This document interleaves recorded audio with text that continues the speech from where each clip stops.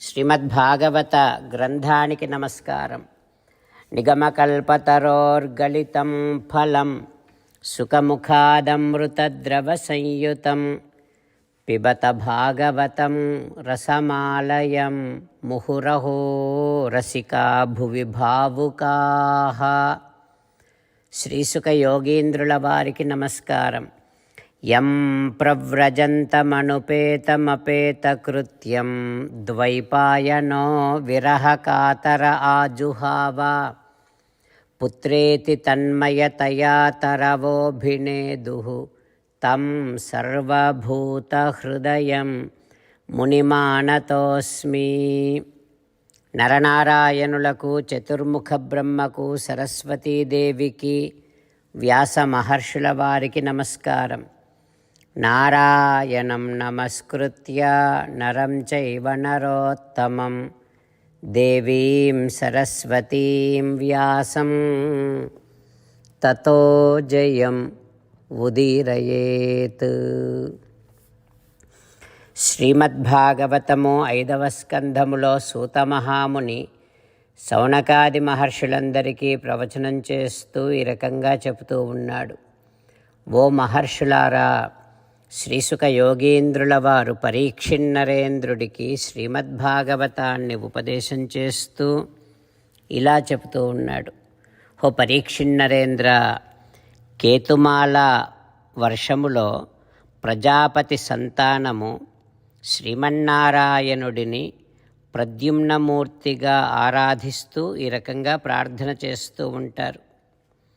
ఓయి భగవంతుడా, నువ్వు మా సకలేంద్రియములకు, సకల జీవుల సకలేంద్రియములకు నియామకుడవు తండ్రి. కనుక నువ్వు హృషీకేశుడవు. హో హృషీకేశ, నీకు వందనములు తండ్రి. అద్భుతమైనటువంటి కళ్యాణ గుణములతో ప్రకాశిస్తూ ఉండేవాడివి కనుక నువ్వు సకల జీవుల కంటే, అచేతనము కంటే కూడా విలక్షణమైనటువంటి వాడివి. ఓయి భగవంతుడా, సకల జీవులు చేసేటటువంటి క్రియలకు, సకల జీవులకు ఉండేటటువంటి జ్ఞానానికి, సకల జీవులలో ఉండేటటువంటి వారి వారి మనస్సులలో ఉండేటటువంటి ఆలోచనలకు, మానసికమైనటువంటి కర్మలకు అన్నింటికీ నువ్వే అధిపతివి, నువ్వే భోక్తవు కదా. హో ప్రద్యుమ్నదేవా, నువ్వు పాంచభౌతికమైనటువంటి శరీరాన్ని తీసుకొని అందరికీ అందుబాటులో ఉండటము కోసమని క్రిందకు దిగి వస్తూ ఉంటావు కదా. ఓయి భగవంతుడా, సకల జీవుల యొక్క జీవన అవసరాలను సమకూర్చేటటువంటి వాడివి నువ్వు కదా. సకల ఆత్మలకు అంతరాత్మవు నువ్వు కదా. వేదము యొక్క పరమ ప్రయోజనము నిన్ను అర్చించటమే కదా.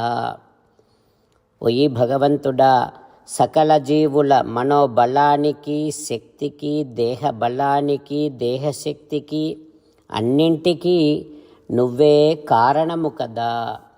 నీ వల్లనే మాలో సంతోషము, ప్రీతి కలుగుతూ ఉంటుంది. నువ్వు అత్యంత మనోహరుడవైనటువంటి కాముడవు. అట్లాంటివో దేవదేవా, నీకు అన్ని వైపుల నుండి వందనములు సమర్పిస్తున్నాము తండ్రి. నువ్వు లక్ష్మీదేవికి అత్యంత ప్రియమైనటువంటి వాడివి. నీకు ప్రణామములు తండ్రి అంటూ ప్రజాపతి సంతానము కేతుమాల వర్షములో శ్రీమన్నారాయణుడిని ప్రద్యుమ్నమూర్తిగా స్తోత్రము చేస్తూ ఉంటారు. ఆ తర్వాత ఏం జరుగుతుందో రేపు తెలుసుకుందాం. ఓం శ్రీకృష్ణ పరబ్రహ్మణే నమః. ఓం అస్మద్గురుభ్యో నమః. అంతేకాకుండా మనం ప్రతిరోజు శ్రీమన్నారాయణుడికి ఒక 8 పనులు చేస్తాం అని మాట ఇద్దాం. ఎందుకంటే శ్రీకృష్ణ భగవానుడు 18వ అధ్యాయములో 65 నుండి 70వ శ్లోకాల ద్వారా శ్రీమద్భగవద్గీత అంతటికీ సారభూతముగా మనకు 8 పనులు చేయమని చెప్పాడు. అలా చేస్తే చాలు, నేను మిమ్మల్ని అన్ని విధాలుగా రక్షిస్తా అని ప్రమాణపూర్వకముగా ప్రతిజ్ఞ కూడా చేశాడు.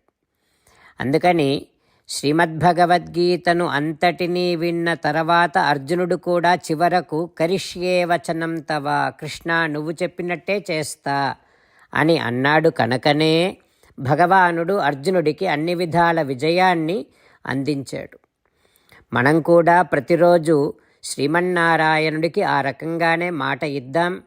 8 పనులు చేస్తాం అని మనము మాట ఇస్తే అది అష్టాక్షరీ మహామంత్ర జపము చేసినటువంటి ఫలితాన్ని మనకు ప్రతిరోజు ఇస్తుంది.